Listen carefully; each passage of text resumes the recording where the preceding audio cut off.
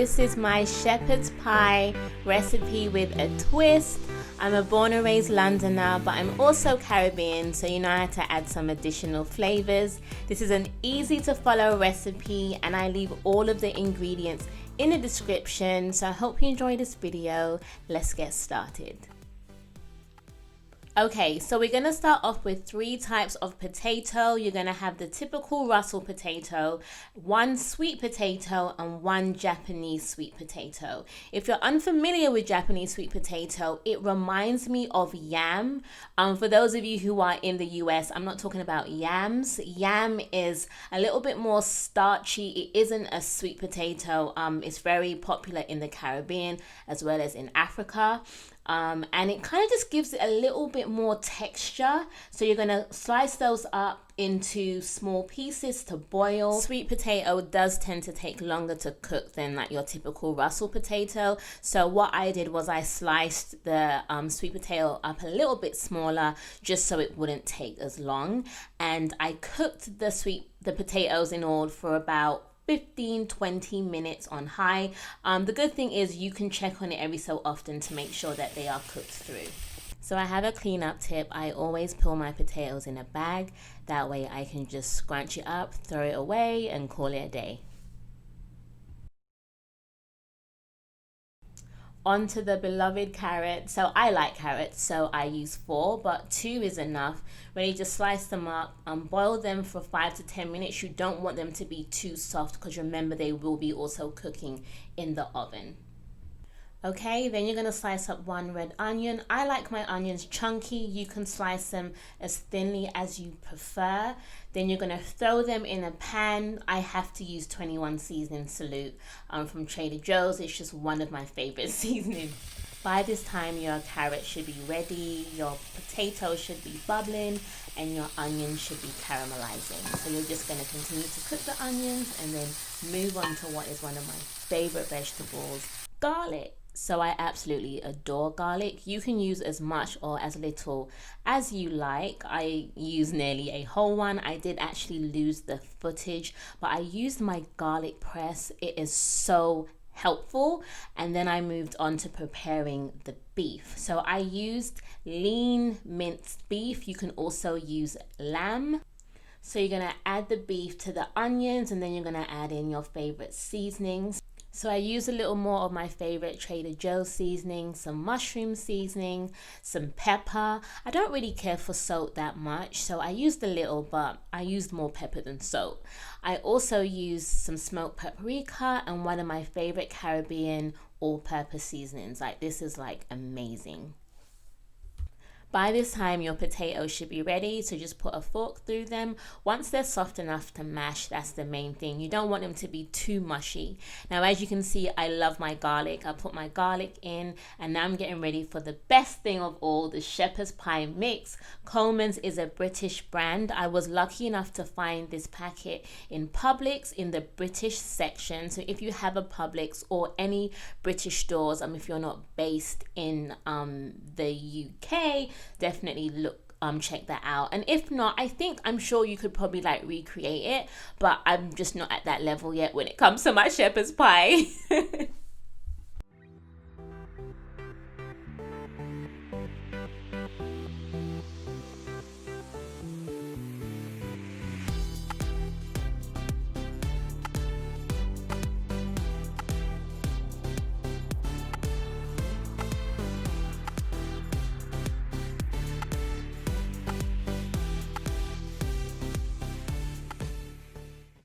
Okay, so after the mix has cooked down, you're going to add your peas. Again, I would add based on preference. I like peas, I don't really mind them. I know that some people just don't like to even add peas, so it's definitely optional. So you're going to mix those in a little, and then you're going to add in your carrots. You're going to mix those down for just a few minutes because like I said, just remember that this will be going into the oven, so you don't want to overcook it.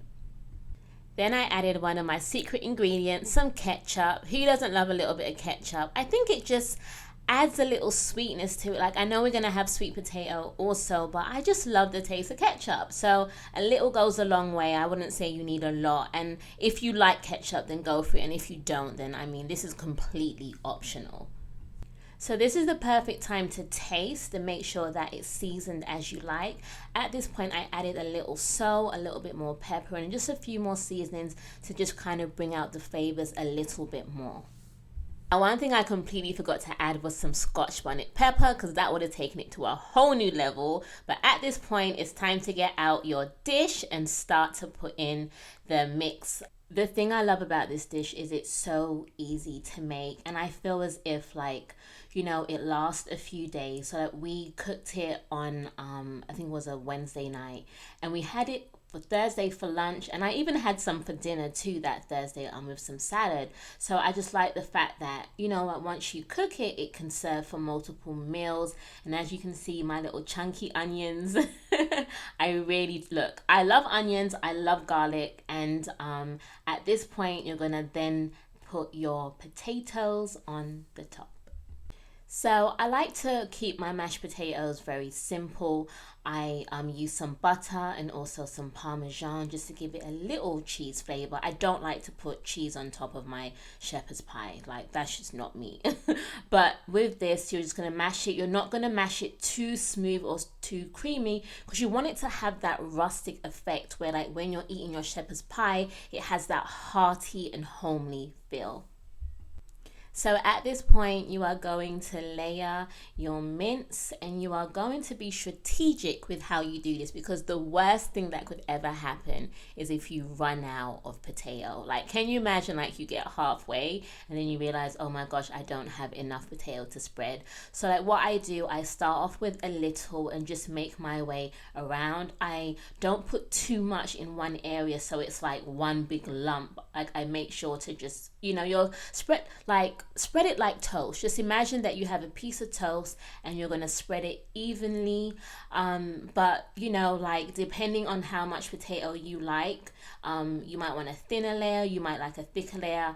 For me, I just want it to kind of like reach the top, and just to be enough, like, the ratio matters, right? So you don't want there to be too much mince and just like a little piece of potato at the top.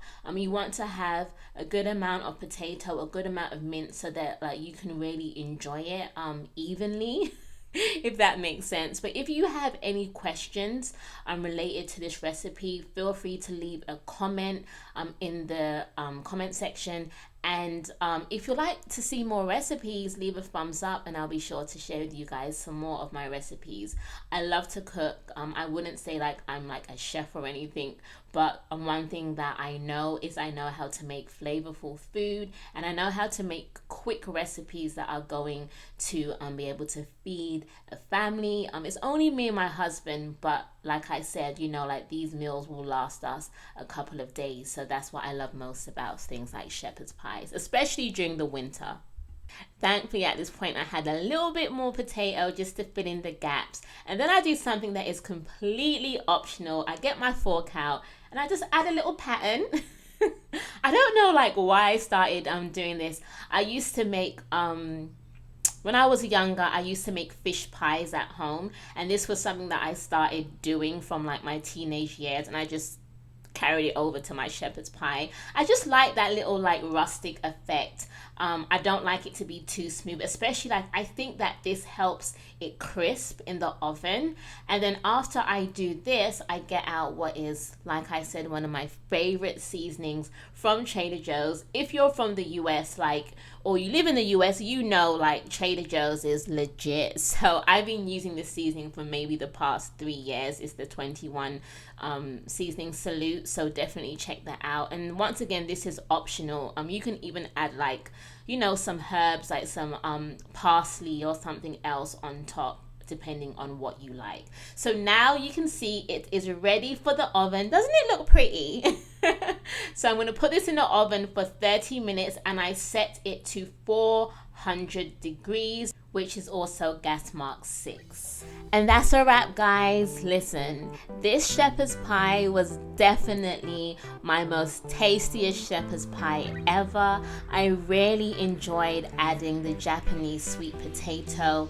I think that it gave it a little bit more oomph, especially it's the winter. We all want that hearty, good food, and I would definitely recommend you switching it up and using multiple types of potato.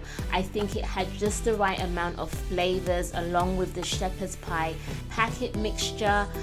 Overall, I am 100% pleased. It was so tasty and it lasted us for a couple of days. If you have any questions, feel free to leave them in the comment section, as well as share your own shepherd's pie recipes with a twist. One thing I will say is I didn't really use any specific measurements, but I will leave some suggested measurements in a description. I'm more of a freehand cooker, but anyway, I hope you guys enjoyed this video. Wherever you are in the world, have an amazing day or night. I'm going to leave you to enjoy the rest of the final clip, so take care.